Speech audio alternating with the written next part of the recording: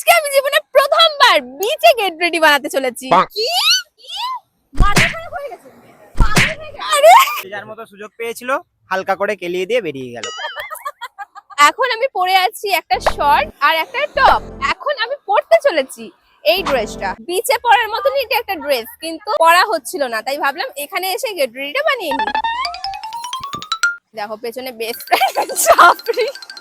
আরে যে যেরকম পেয়েছে সুযোগ পেয়ে ছাপড়ি বলে দিয়েছে রে দাদাকে। একটা জিনিস দেখাবো তোমাদের গাইস, এই দেখো মানে সবাই মিলে আমাকে দাঁড়িয়ে দাঁড়িয়ে দেখছে।